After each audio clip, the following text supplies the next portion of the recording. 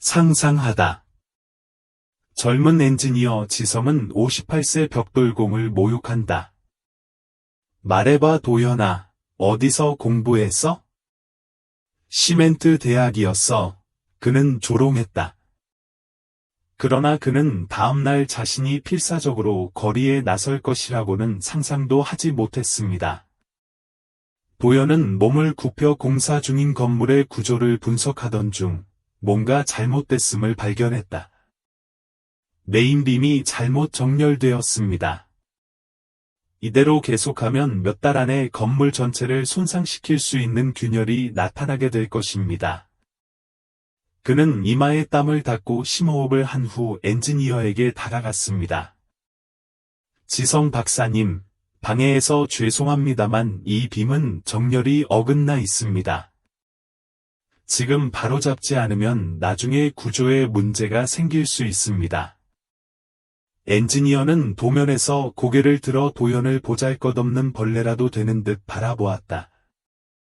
지성은 웃으며 주위를 둘러보았다.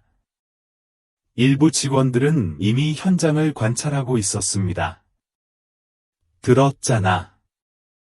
그 벽돌공이 이제 공학을 가르치려고 하네. 대단해. 비밀리에 공부했는데 아무도 눈치채지 못했나? 노동자들은 웃음을 터뜨렸다. 일부는 서로를 밀치고 상황을 비웃기도 했다. 말해봐 도연아, 어디서 공부했어? 시멘트 대학이었어. 지성은 조롱을 받아 더욱 웃음을 자아낸다. 삽과 숟가락 대학에서 배웠나요? 도연은 부끄러움으로 얼굴이 화끈거리는 것을 느꼈다. 그는 논쟁을 시도했습니다. 그냥 싫다고 하는 거야.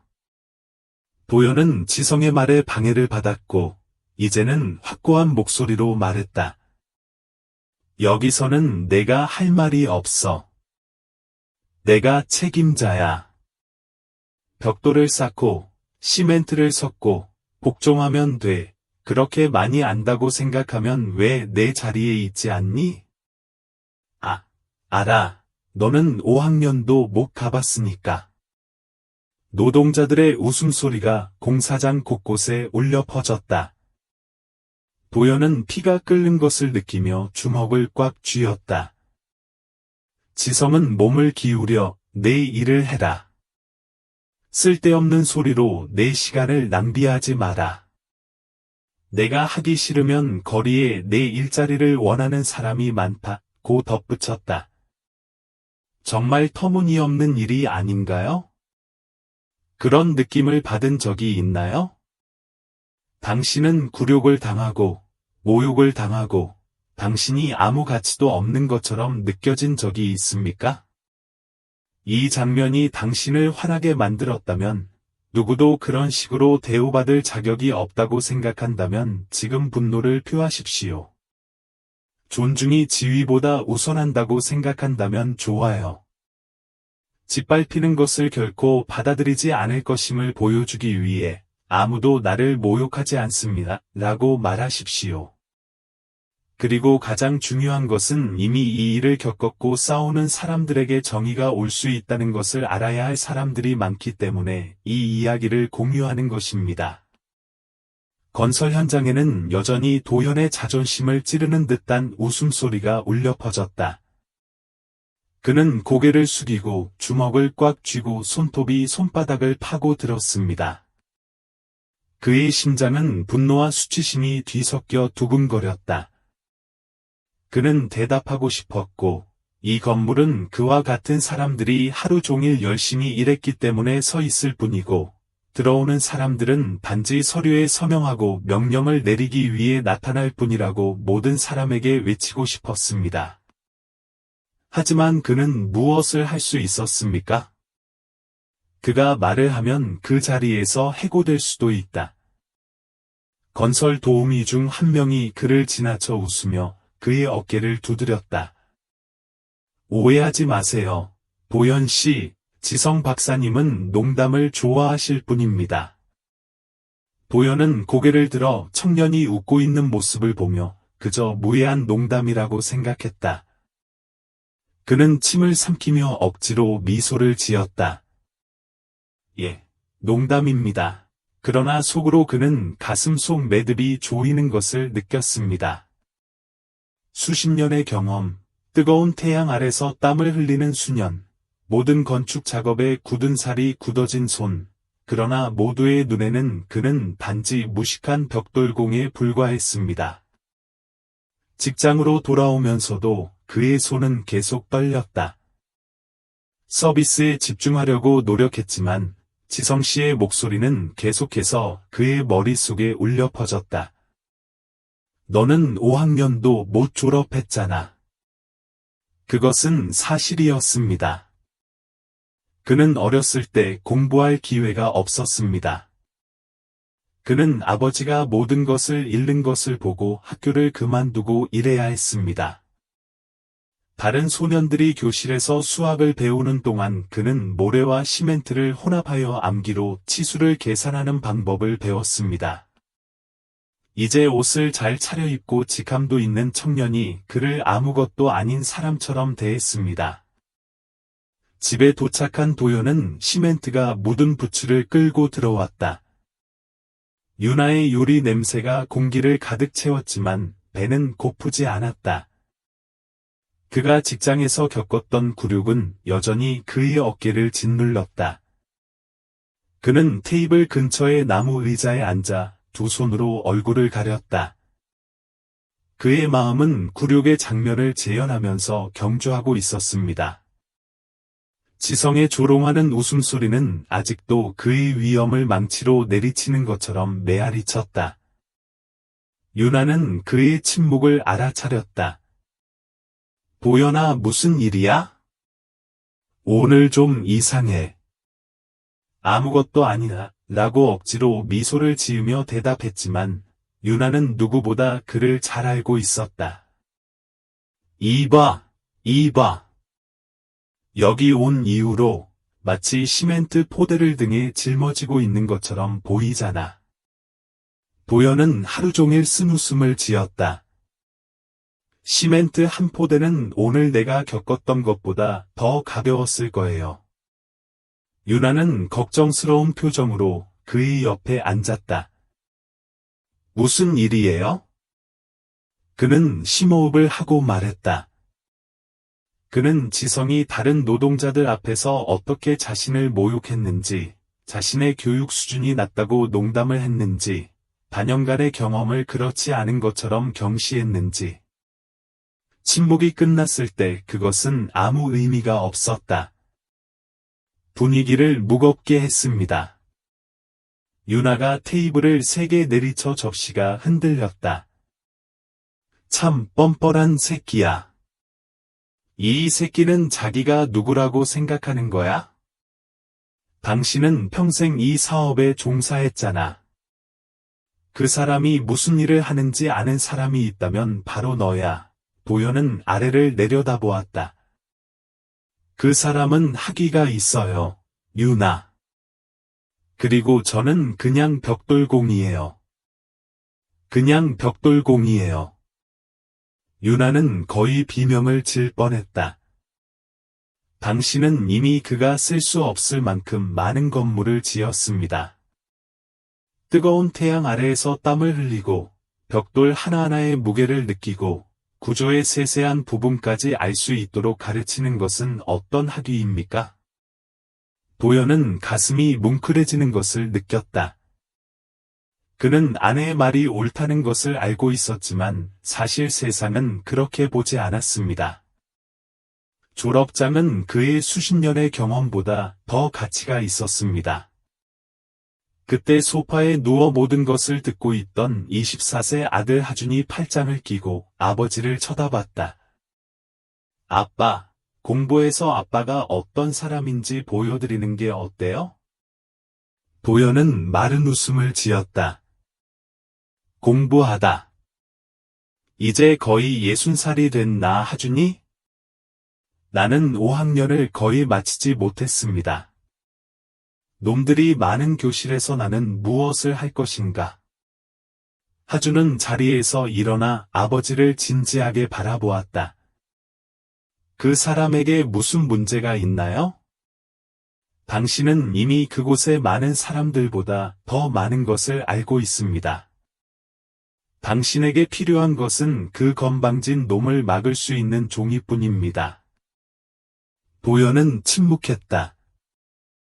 그 생각은 그에게 터무니없는 것처럼 보였지만 어쩐지 그 생각이 그에게 다가왔습니다.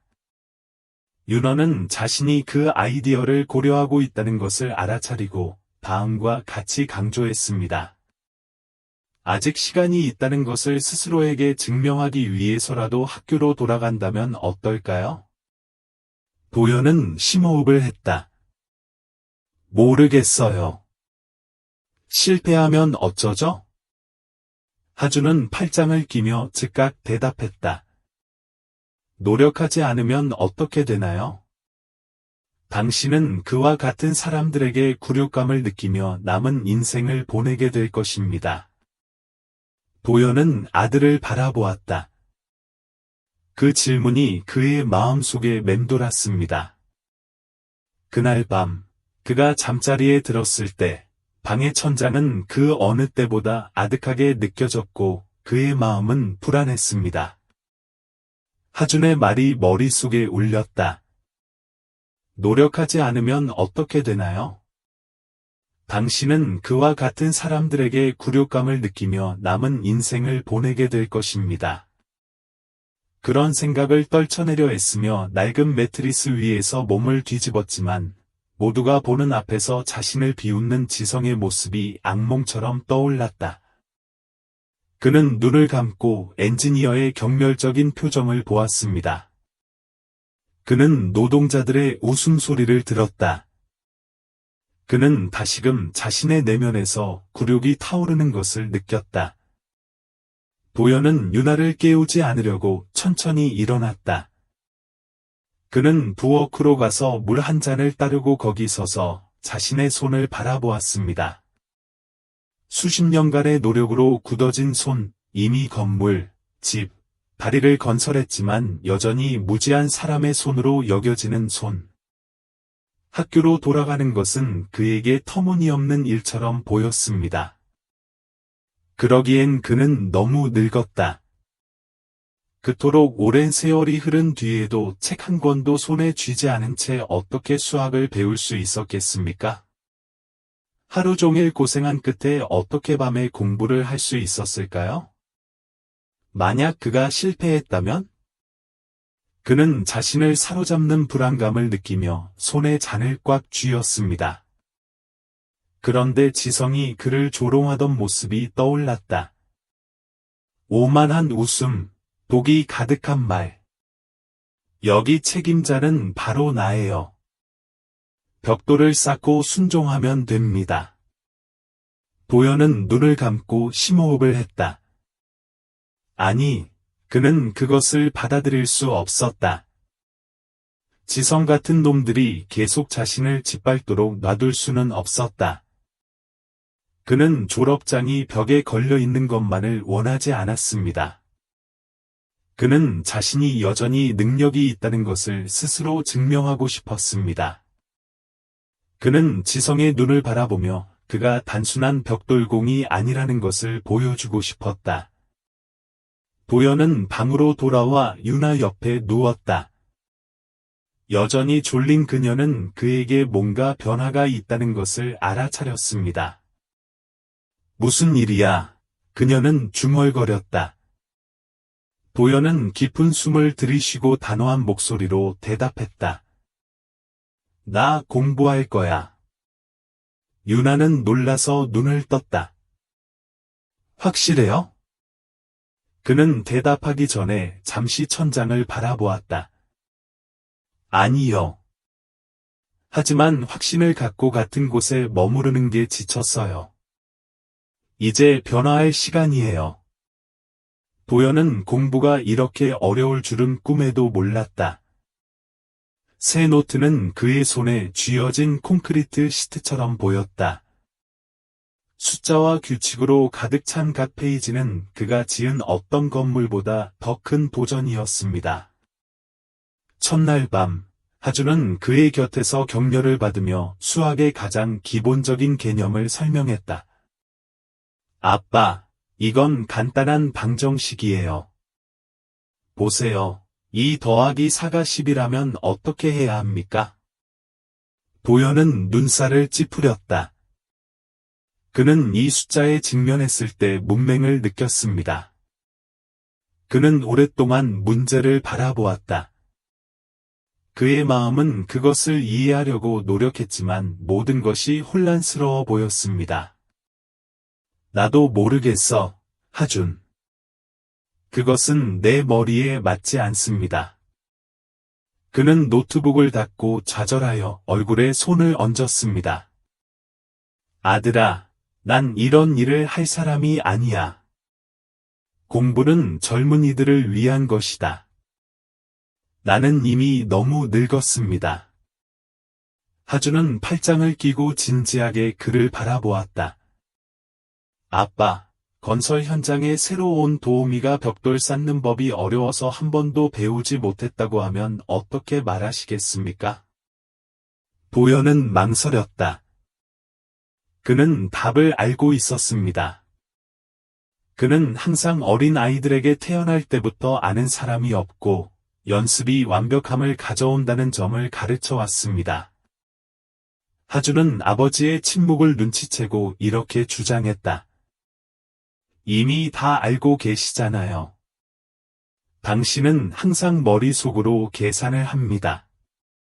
토지를 측정할 때, 필요한 원자재를 계산할 때, 절단을 조정할 때, 당신은 그렇게 우아한 방식으로 종이에 글을 쓰는 법을 배우지 않았을 뿐입니다. 도연은 심호흡을 하고 다시 연필을 집어들었다. 그는 다시 한번 시도했지만 그날의 피로가 그에게 큰 타격을 주기 시작했습니다. 시야가 흐려지고 몸의 통증이 심해졌습니다. 그는 집중하려고 노력했지만 근무 시간의 무게가 등을 두들겼습니다. 흑손을 너무 많이 쥐고 있어서 손가락이 아팠습니다.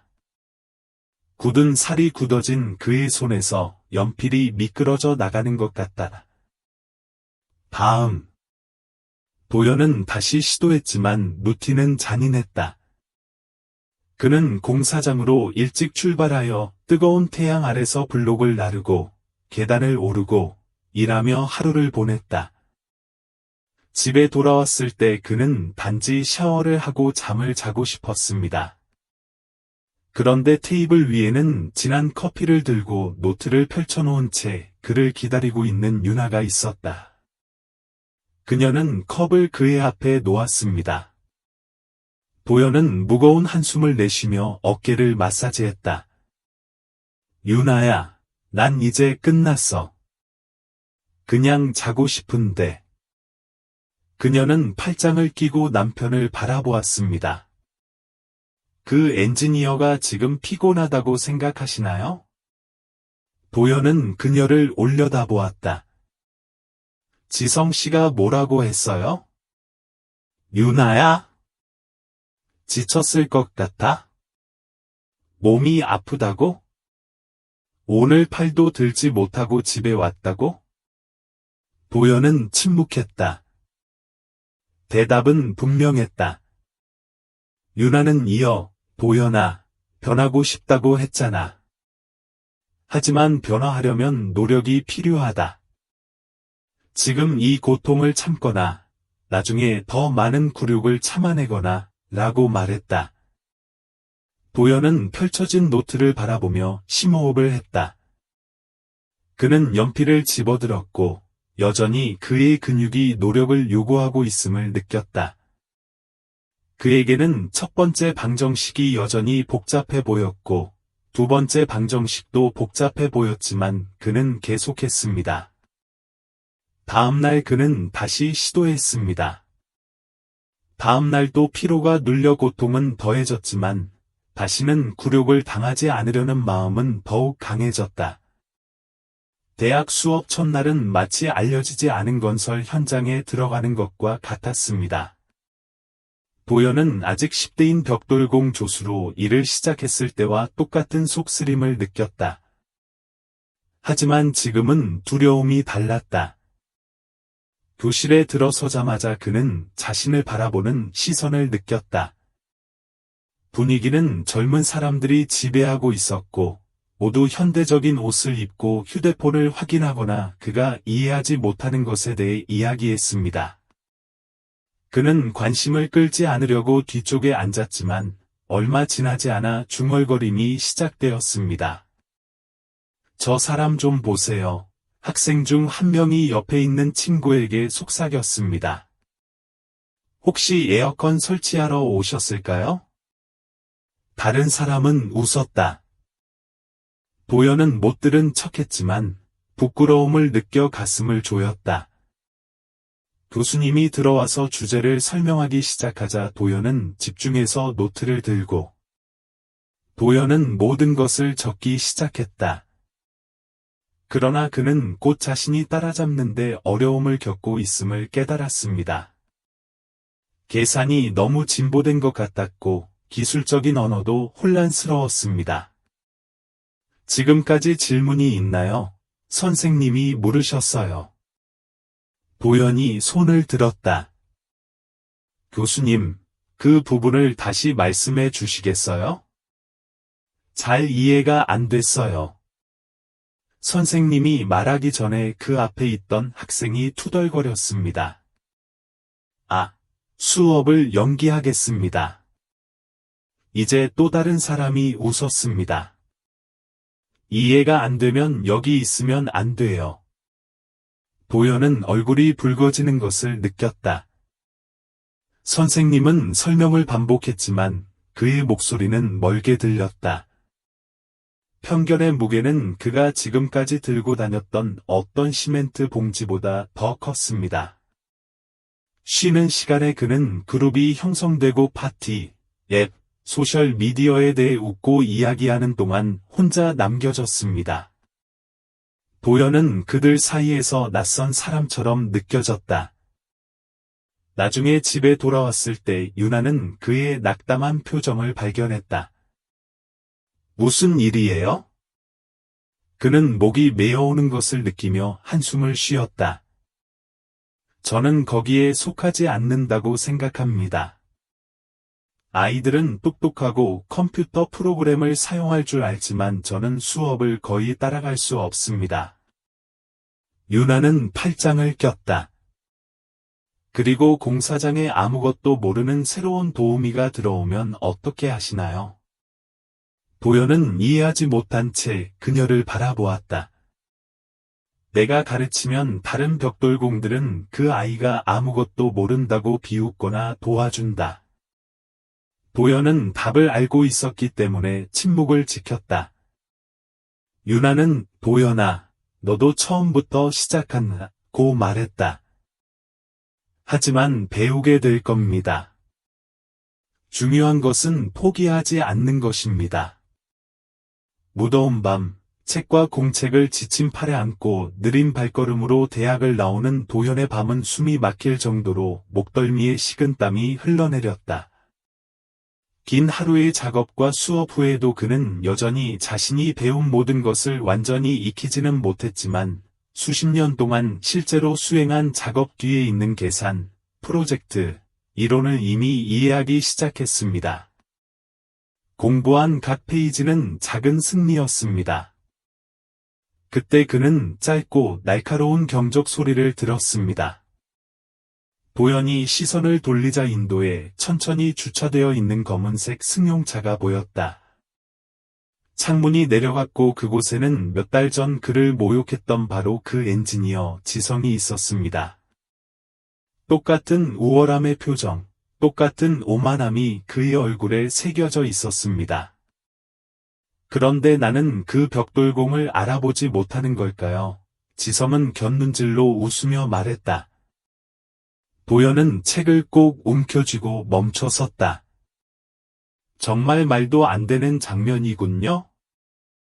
지성은 놀란 표정으로 고개를 저었다. 정말 공부하고 있나요? 아직도 엔지니어가 될 수 있다고 생각하고 있나요? 도연은 침묵했다. 지성이 크게 웃었다. 한 가지만 대답해봐, 도연아. 너 같은 늙은이에게 기회가 있다고 생각하니?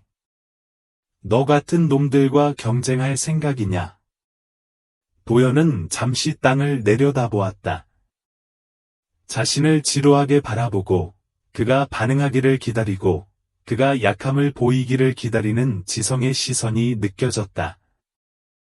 그러나 그는 그에게 그런 즐거움을 주지 않을 것이었습니다. 지성은 시멘트로 돌아가라, 도연아 라며 웃었다. 거기가 내 자리야. 그 책들을 쥐고 있으면 너도 우리 중 하나가 될 거라고 생각하니? 너는 결코 졸개 이상이 될 수 없을 거야. 도연은 숨을 깊이 들이마셨다. 아팠다. 물론이죠. 하지만 이전과는 다릅니다. 지성이 거기에 있었다면 수입차에 서서 시간을 허비하며 또 그를 모욕한 것은 그가 불편했기 때문이다.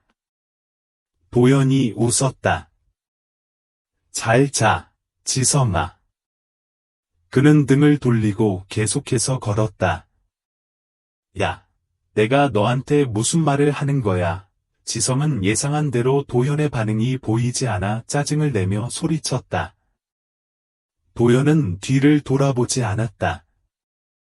그는 지성이 혼잣말을 하도록 내버려 두었다. 몇 달이 지나자 대학 강당은 가득 찼습니다.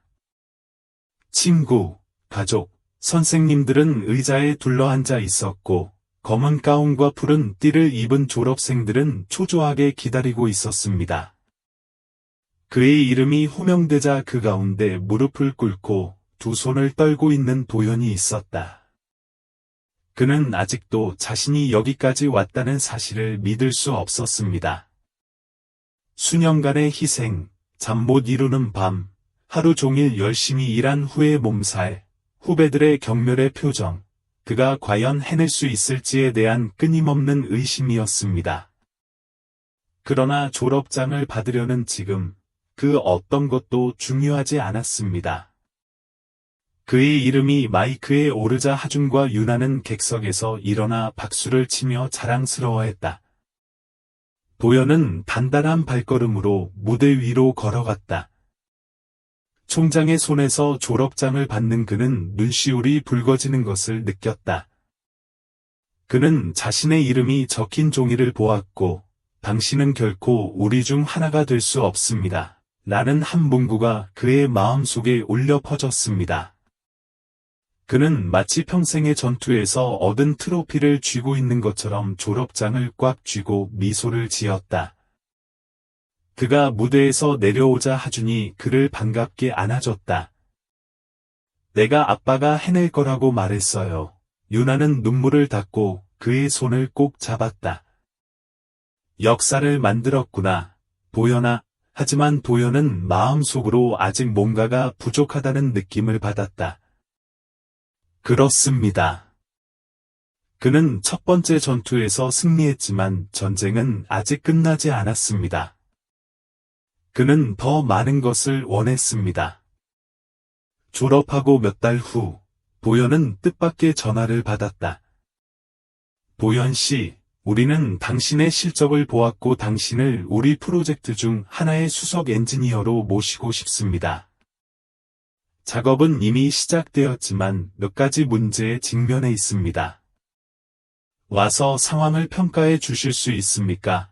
도연은 깜짝 놀라 몇 초간 전화기를 잡았다. 여러 건설사에 이력서를 보냈지만 이렇게 빠른 제안이 올 줄은 몰랐다. 물론이죠. 공사장은 어디죠? 주소를 듣자 그는 등골이 서늘해지는 것을 느꼈다. 그는 그 장소를 아주 잘 알고 있었습니다. 그가 수년 동안 벽돌공으로 일했던 곳이자 지성이 아직도 일하고 있던 곳은 바로 그 건설회사였다. 다음 날 아침, 도연은 최고의 비즈니스 셔츠를 입고 흰색 엔지니어 헬멧을 챙겨 건설 현장으로 향했습니다. 공사 현장에 도착했을 때 그리움과 긴장감이 교차했다. 그는 이미 그 지형을 수없이 걸어왔지만 이제 그의 위치는 달랐다.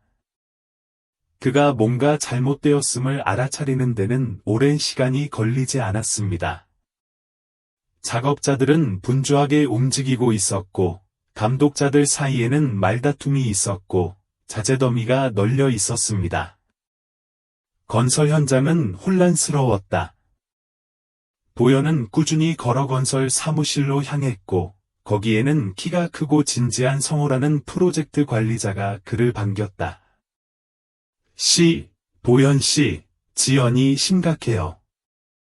일정이 어긋나고 구조적 오류가 지적되고 있으며 발주처는 이미 계약을 해지하겠다고 위협했습니다.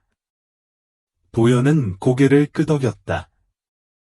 나보다 먼저 책임자가 누구였습니까? 매니저는 한숨을 쉬며 다른 방을 가리켰다. 엔지니어 지성. 그 이름이 도연의 심장을 뛰게 만들었다. 유리문 너머로 지성이 보였다. 이제 예전과 같은 오만한 자세는 사라지고 혼란의 한가운데서 지성은 청사진을 넘기며 큰 소리로 전화를 하며 바쁘게 지냈다. 그의 표정은 순수한 좌절감이었습니다. 그는 기한은 꼭 지킨다고 이미 말했어요. 라고 격렬하게 외쳤다. 문제는 내가 아니라 내가 가진 무능한 팀이다. 도연은 팔짱을 끼고 모든 것을 듣고 있었다. 지성은 화가 나서 전화를 끊고 뒤를 돌아보며 추가 명령을 내리려다가 도중에 멈췄다. 도연과 시선이 마주쳐 눈살을 찌푸렸다. 몇 초 동안 긴장된 침묵이 공기를 가득 채웠다. 여기서 뭐 하는 거야? 지성은 팔짱을 끼고 비웃으며 물었다. 뒤에서 벽돌공 직업을 구하러 오셨나요? 도연은 그저 미소를 지었지만 목소리는 확고하게 나왔다. 아니야, 지성아. 내가 이 건설 현장의 새로운 수석 기술자야.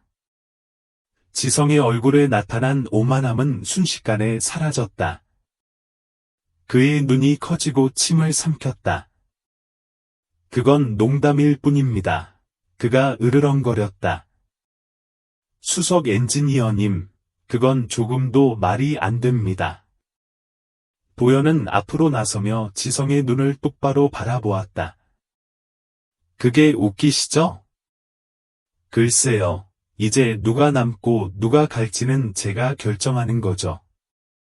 지성의 얼굴이 붉어졌다.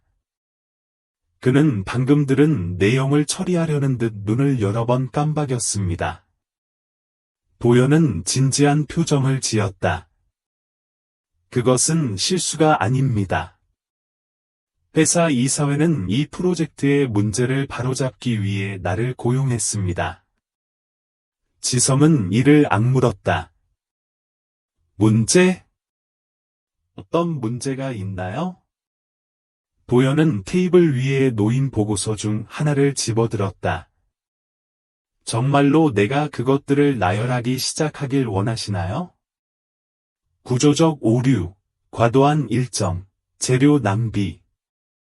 건설사가 신속하게 조치를 취하지 않았다면 이 프로젝트는 망할 뻔했습니다. 지성은 손에 쥐고 있던 서류를 억지로 빼앗고 재빨리 훑어보았다. 이마에 땀이 맺히기 시작했다. 그건 거짓말이에요. 그는 자세를 유지하려고 애쓰며 소리쳤다. 누가 당신에게 여기까지 와서 나를 그렇게 무시할 권한을 주었습니까? 도연은 팔짱을 끼고 시선을 돌리지 않은 채 대답했다. 당신이 노동자들 앞에서 나를 모욕했을 때 내 얼굴에 문지른 것과 같은 권위. 차이점은 내가 누구인지 증명하기 위해 누구도 내려놓을 필요가 없다는 점이다. 지성은 분노로 얼굴이 붉어졌다. 이제 졸업장만 가지고 있다고 해서 여기 와서 나한테 명령할 수 있다고 생각하세요? 도연은 낮지만 단호한 목소리로 앞으로 나아갔다. 그렇지 않을 것 같아요, 지성씨. 확신해요. 엔지니어는 경멸로 가득 찬 눈으로 코웃음을 쳤다. 이대로는 안 될 것 같아요. 여기에는 제가 영향력이 있어요. 도연은 옆으로 웃었다. 그렇다면 그 영향력을 활용하여 새 일자리를 구하는 것이 좋습니다. 이제부터는 상황이 바뀔 것이고 무능한 사람들은 더 이상 이 사이트에 자리를 잡을 수 없기 때문입니다. 도연은 이전에 지성의 소유였던 새 사무실에 들어갔다. 느낌이 이상했어요. 수년 동안 그는 그저 명령을 받는 일꾼에 불과했는데, 이제는 아이러니컬하게도 이 프로젝트의 방향을 결정하는 책임을 맡게 됐다. 그는 의자에 앉아 테이블 위에 놓인 보고서를 펼쳤다. 그는 숫자, 구조적 계산 및 마감일을 검토하기 시작했습니다. 페이지를 넘길수록 그의 표정은 더욱 진지해졌다. 오류는 명백했습니다. 잘못된 계산, 잘못된 비율의 재료 사용, 잘못된 위치의 빔, 실제 비용과 일치하지 않는 예산 등이 있었습니다. 게다가 마감 기한은 초과됐고, 지연으로 인해 건설사는 이미 인내심의 한계에 이르렀다. 도연은 의자에 등을 기대고 심호흡을 했다. 진실은 분명했습니다. 지성은 오만할 뿐만 아니라 평범한 직업인이기도 했습니다. 그리고 무엇보다도 그는 건물의 안전을 위협할 수 있는 구조적 오류를 무시했습니다. 이 결함을 제때 수정하지 않으면 건물에 균열이 생기거나 몇 년 안에 붕괴될 위험도 있습니다. 도연은 전화기를 들고 곧바로 건설사 경영진에게 전화를 걸었다. 당신과 긴급회의가 필요합니다. 보고서에 따르면 작업 실행에 심각한 오류가 있습니다. 전화 저편에서는 걱정스러운 감독의 목소리가 들려왔다. 이 문제를 해결하는데 얼마나 시간이 필요합니까? 도연은 계산서를 다시 살펴보며 빠르게 추정했다. 지금 조치를 취하지 않으면 피해가 엄청날 것입니다. 즉각적인 해결책이 필요합니다. 회의는 다음날 아침으로 예정되어 있었습니다. 전화를 끄는 도연은 창밖을 내다보니 지성이 밖에서 짜증을 내며 앞뒤로 서성거리는 모습이 보였다. 아마도 그는 자신의 무능함이 드러나고 있다는 것을 이미 알고 있었을 것이다. 다음날 아침, 도연은 공사 현장 사무실에 일찍 도착했다. 들어가기도 전에 지성이 문 앞에 서서 기다리고 있는 듯 꼼지락거리는 모습이 보였다. 이전에는 우월한 모습을 보이던 엔지니어가 이제는 불안한 표정, 땀에 젖은 손, 구부정한 어깨를 갖게 되었습니다. 도연이 다가오자 지성은 억지로 미소를 지었다.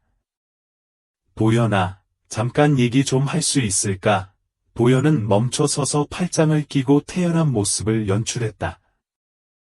봐봐, 특히 아까 일어난 일은 그냥 농담이었어. 그는 유머 없는 웃음을 터뜨렸다. 아시잖아요. 아니, 건설 현장 이야기요. 동료들 사이의 농담이죠. 도연이 눈썹을 치켜떴다. 물론 농담이지. 지성은 여유로운 모습을 보이려고 허공에 손을 흔들었다. 도연아, 알잖아. 농담도 하고 웃기도 하지만 속으로는 서로를 존중한다. 우리는 동료지? 도연은 확고한 입장을 견지했다. 이제 당신은 존경을 원합니다. 그날 당신이 나에게 거부했던 것과 똑같은 존경을 원합니다. 지성은 침을 삼켰다. 그게 아니라 친구. 내 생각에는 우리가 함께 일하면 부담 없이 할 수 있을 것 같은데 무슨 말인지 알겠니? 도연은 앞으로 나서 지성의 눈을 똑바로 바라보았다. 내가 벽돌공이었을 때 당신은 사람들 앞에서 나를 놀렸어요. 당신은 내 자리가 시멘트 속에 있다고 해서 나는 결코 당신들과 같지 않을 것이라고 말했습니다. 이제 당신의 무능함이 드러났으니 내가 모든 것을 잊고 친구인 척하기를 바라나요? 지성은 대답하려고 입을 열었지만 아무것도 나오지 않았다. 그는 마치 탈출구를 찾는 것처럼 초조하게 주위를 둘러보았다. 도연은 한숨을 쉬며 옅은 곁눈질을 했다. 지성씨, 당신이 나에게 교훈을 주었습니다. 그의 목소리는 낮았지만 의미가 담겨 있었다. 다른 점은 내가 당신과 다르다는 것입니다. 지성은 도연이 자신의 제안을 받아들였다고 생각하며 잠시 긴장을 풀었다.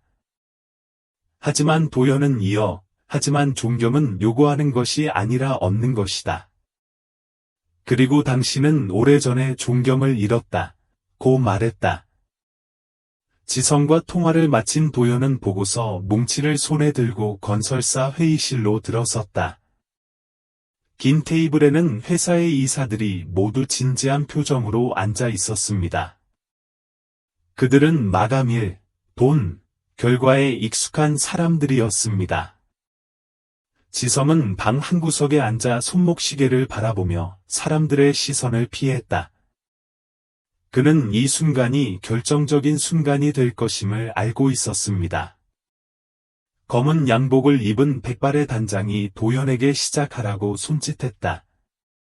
엔지니어 도연님, 건설 현장의 심각한 문제점을 지적해 주셔서 여기까지 왔습니다. 무엇을 발견하셨나요? 도연은 보고서를 펴고 몇 장의 사본을 테이블 위에 펼쳤다. 그리고는 고개를 들고 단호하게 말했다. 여러분, 상황은 생각보다 심각합니다. 지금 이러한 오류를 바로잡지 않으면 몇 년 안에 건물에 돌이킬 수 없는 구조적 결함이 발생할 수 있습니다. 서류를 살펴보는 감독들의 표정은 점점 더 굳어졌다. 그들 중 한 명이 믿을 수 없다는 표정으로 고개를 저었습니다. 그런데 이게 어떻게 눈에 띄지 않게 됐나요? 도연은 깊은 한숨을 쉬더니 지성을 향해 곧바로 시선을 돌렸다. 프로젝트의 안전을 보장해야 할 사람이 실패했기 때문입니다. 지성은 곧바로 고개를 들었다. 이건 말도 안 돼요. 그는 소리쳤다. 나는 모든 규칙을 따랐습니다. 도연은 서류 중 하나를 꺼내 큰 소리로 읽었다. 빔이 3층에 잘못 배치되어 구조의 무게 분포가 손상되었습니다. 여기에 잘못된 계산이 있습니다. 라고 그는 페이지 중 하나를 보여주었습니다. 여기 기술 보고서에 오류가 있다는 증거가 있습니다. 감독들은 서로를 바라보며 짜증을 냈다. 단장은 지성에게로 시선을 돌렸다. 이걸 어떻게 설명하나요? 지성은 땀을 흘리기 시작했다. 실행에 문제가 있었습니다. 팀이 내 지시를 따르지 않았습니다. 도연은 옅게 웃었다. 아, 맞다. 노동자들을 비난해라. 당신이 말한 그 팀은 생각할 능력이 없다고 했다. 그렇다면 그 오류에 서명하고 승인한 사람은 누구였는가? 침묵이 방을 점령했다. 이제 지성에게는 탈출구가 없었다. 이 대표는 한숨을 쉬더니 강력한 조치를 취해야 한다. 곧 차갑게 말했다. 지성은 도연의 발표 직후 이사회와 비공개 회의에 불려갔다. 그는 평정심을 유지하려고 무거운 발걸음으로 복도를 걸었지만 이마에 흐르는 땀이 그의 초조함을 드러냈다. 방에 들어가 보니 이사들이 말없이 앉아 있었다. CEO는 안경을 조정하고 보고서 중 하나를 열었습니다. 엔지니어 지성님, 이번 프로젝트 관리에 대해 자세히 분석했습니다. 구조적 오류, 지연, 비용 통제 부족 등이 프로젝트가 심각하게 위태로워지자 지성은 다시 의자에 앉았습니다. 이제 우리는 해결책을 생각해야 합니다. 시간을 좀 더 주시면 모든 것을 고칠 수 있습니다. CEO는 보고서를 쾅 닫았고 방 안에는 메마른 소리가 울렸다. 시간이 있었는데 그걸로 무엇을 했나요? 당신은 재료를 낭비하고 잘못된 계산을 승인하고 실패를 은폐하려고 했습니다. 지성은 침을 꿀꺽 삼켰다. 목소리가 낮은 또 다른 매니저가 팔짱을 끼고 있었다. 또한 팀에 대한 귀하의 태도에 대한 불만이 여러 건 접수되었습니다. 우리는 당신이 노동자들에게 굴욕을 주고 경영진을 무시하고 유리한 작업 환경을 조성했다는 증언을 갖고 있습니다. 지성은 그건 과장되다고 반박했다. 당신은 결과만을 요구했습니다. CEO는 깊은 한숨을 쉬며 그를 바라보았다. 문제는 지성 엔지니어님, 당신이 전달하지 못하는 것을 요구하는데 이 회사는 당신의 무능함을 더 이상 용납할 수 없다는 것입니다. 지성은 창백해졌다. CEO는 테이블 위에 손을 얹었다. 당신은 해고되었습니다. 그 문장은 지성의 배를 강타했다. 아니요, 잠깐만요. 그는 의자에서 일어났다. 이 문제는 내가 고칠 수 있어요. 이대로 나를 쫓아낼 수는 없어요. 나는 여기에 몇 년 동안 있었어요. 그리고 당신이 이 회사에 필요한 전문가가 아니라는 것을 우리가 깨닫게 된 것은 바로 그때였습니다. 지성은 지원과 탈출구를 필사적으로 둘러보았으나 감독들의 시선은 차갑고 흔들림이 없었다. 단장은 폴더 하나를 가져와 지성에게 밀어주었다. 당신의 해고는 즉시 이루어집니다.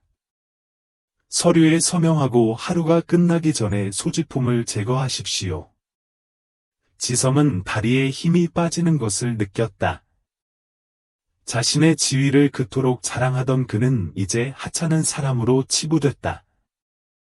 어쩔 수 없이 그는 떨리는 손으로 펜을 잡고 사인을 했다. 지성은 해고 서류가 담긴 서류철을 들고 회의실을 떠났다. 그의 손은 분노로 떨리고 있었고 얼굴은 붉어졌고 호흡도 가빠졌습니다. 그는 방금 일어난 일을 믿을 수 없었습니다. 힘든 발걸음으로 복도를 건너던 그는 갑자기 문 근처에 서서 무표정한 표정으로 그를 지켜보고 있는 도연을 발견했다.